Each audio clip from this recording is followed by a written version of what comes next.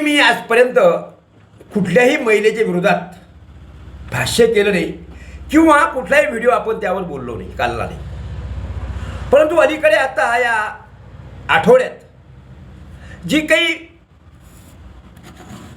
ज्या महिलेबाबतीत प्रचंड संशय आणि शंका व्यक्त करण्यात येत आहे आणि माध्यमातून कुठलंही चॅनल उघडलं तर त्यांचाच चेहरा समोर येते आणि त्यांचीच माहिती किंवा त्यांच्याच अनुषंगाने बोलणारे लोक दिसतात, तेव्हा नाईलाजाने मला त्या महिलेच्या बाबतीत बोलावं लागलं. मंडळी, राज्यामध्ये नाशिक आणि पुणे हे दोन शहरं अलीकडे अशा काही घटनांसाठी प्रसिद्ध आहेत की ज्या घटना राज्यभर खळबळ माजवून देतात. 3-4 महिन्यापूर्वी पुण्यातली घटना सर्वांना ज्ञात आहे आणि त्यातही ह्या महिला आयोगाच्या अध्यक्षा रुपालीताई ह्या चर्चेत होत्या. त्या मुलीची झालेली हत्या किंवा त्या मुलीवर झालेला अन्याय यासाठी महिला आयोगाकडे तिने केलेले प्रयत्न आणि तिच्या वडिलांनी केलेले प्रयत्न आणि त्यावर महिला आयोगाचे अध्यक्ष म्हणून रुपालीताईंनी केलेलं काय काम हा राज्यभर चर्चेचा विषय होता आणि त्यामुळे सुद्धा रुपाली चाकणकर ह्या बहुचर्चित होत्या. तेव्हा अजितदादा हयात होते. आता अजितदादांच्या गेल्यानंतर पुन्हा एक प्रकार राज्यामध्ये नाशिक शहरामध्ये घडला. या नाशिकमध्ये एक भोंदूबाबा की ज्याचा प्रताप गेल्या काही वर्षापासून सुरू आहे. मी तर असे म्हणेल ते मोठं एक वासनाकांडच आहे असं म्हणायला हरकत नाही. कारण हे देवगिरी करणारे किंवा देवदेव भासवणारे, बाबा बनवणारे या लोकांनी अलीकडे सुंदर आणि करोडपती श्रीमंत बाया ह्या आपल्या जाळ्यात ओढून घेतलेल्या आहेत. आणि अशा महिला जेव्हा या भोंदूबाबाचे पाय धुतात, त्यांच्या आरत्या ओवाळतात, त्यांच्या कार्यक्रमात हजर राहतात आणि मोठा लवाजमा त्यांच्या कार्यक्रमात दाखवतात किंवा त्यांच्या कार्यक्रमाच्या खूप मोठा खर्चसुद्धा हेच लोक करतात, तेव्हा त्यावरून सर्वसामान्य व्यक्तींना असं वाटते की एवढी मोठी हस्ती, एवढी मोठी व्यक्ती, एवढी मोठी महिला ही जर बाबाच्या सानिध्यात आहे आणि ह्या जर बाबांबद्दल असं बोलतात, बाबांबद्दल सांगतात, गुणगान गातात, तर आपण तर काहीच नाही.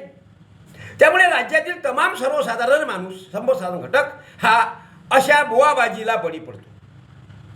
मंडळी, तुम्ही पहा ना, राज्यामध्ये आता ठिकठिकाणी असे काही सोहळे होत आहेत की ज्यामध्ये हजारो महिला मोठ्या संख्येने उपस्थित असतात. मोठ्या संख्येने अगदी स्टेजच्या जवळ सर्वात गर्दी असेल ती महिलांची.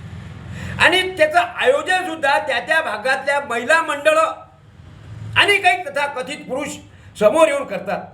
आणि मग त्याच्यातून भंडारे, त्याच्यातून जेवणावळी, त्याच्यातून काय कोणता धार्मिक उपद्व्याप जो काही त्यांना करायचा आहे तो ते करतात. आणि मग कधी काळी काही दिवसानंतर जेव्हा हे असं उघड होते तेव्हा मात्र त्या सोबत असणाऱ्या महिलांची आणि यांची फजिती होते, जशी सध्या राज्यामध्ये रुपालीताई चाकणकर यांची झालेली आहे. मंडळी, मी प्रसाद दाता, तुम्ही ऐकता माझं. तर अशा परिस्थितीत राज्यामध्ये राज्यातील असणाऱ्या एका रुपाली चाकणकर या महिलांचे सध्या झेंडोवडे उडवल्या जात आहेत. त्या रुपाली चाकणकरांचे आणि कॅप्टन अशोक थोरात की खराब या बाबांचे काही जे संबंध आहेत आणि त्यांच्याशी असलेले त्यांचे लागेबांधे, त्यांचा संबंध आणि त्यांचं असलेलं नातं आणि गुरु आणि शिष्याचं असलेलं त्यांचं प्रेम हे जेव्हा पाहिल्या जाते आणि त्यातून तेव्हा त्यांचं जे भाषण किंवा त्या ठिकठिकाणी ज्या बोलल्या बाबांच्या प्रती आणि त्यावरून असं वाटते की ही बाई 100% त्या कॅप्टन अशोक थोरातची दिवाणी आहे. आणि त्या कॅप्टन थोरातने सांगितल्याप्रमाणे आता खरं म्हणजे ते काही असे प्रयोग कॅप्टन थोरात यांनी केले आहेत की जे इथं बोलता म्हणजे मला बोलता सुद्धा येत नाही, कारण हा व्हिडिओ अनेक महिलासुद्धा बघतात. त्यामुळे असे कारनामे ज्या माणसाने केले, या कारनाम्याची संपूर्णतः माहिती ही रुपालीताईला आहे, बिलकुल आहे.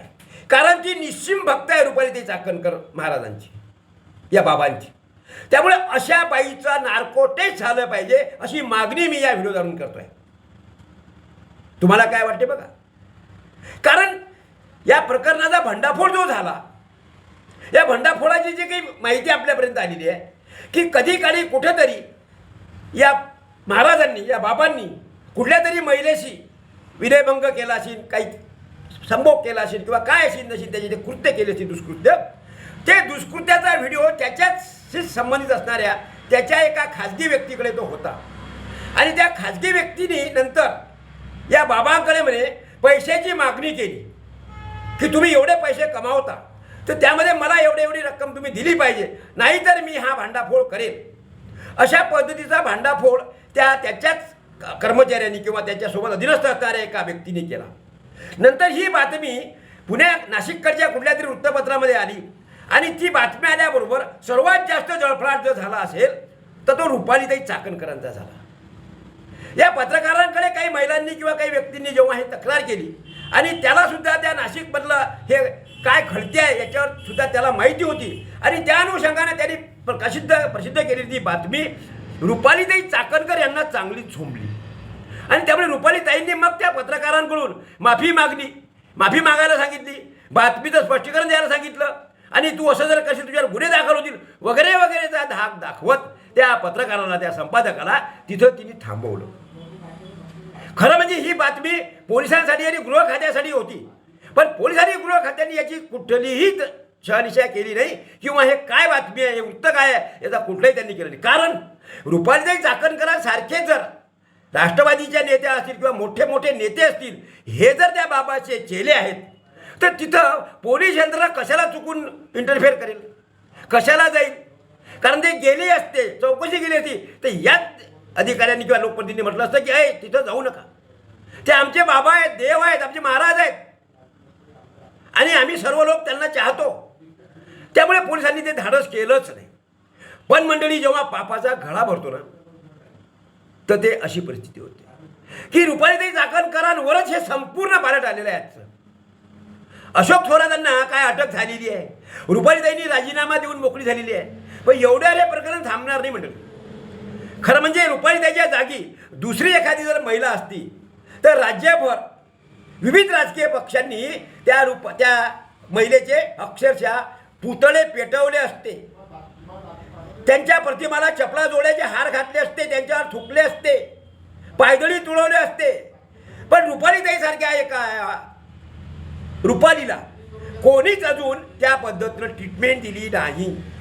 आणि त्यासाठी म्हणून रुपालीताईंनी जो राजीनामा दिला मंडळी, त्याचा राजीनामा देताना अजितदादा जर असते तर काही लोक म्हणतात की अजितदादा असते तर काय झालं असतं, काय झालं असतं? हा राजीनामा अजितदादाच्या हाती दिला असता. आज अजितदादाची पत्नी ज्या पदावर आहेत त्यांच्या हाती दिला, पण हा राजीनामा देताना जे काही खंत रुपालीताईंच्या चेहऱ्यावर पाहिजे ते बिलकुलही दिसत नाही. त्याचं सर्वाधिक शल्य हे अजितदादाच्या पत्नींना आहे की राज्यामध्ये माझ्या पतीने तुमच्याकडे दिलेली जबाबदारी, राष्ट्रवादी पक्षाने दिलेली जबाबदारी, आणि त्या जबाबदारीचं तुम्ही कसं भान ठेवलं, काय काय केलं.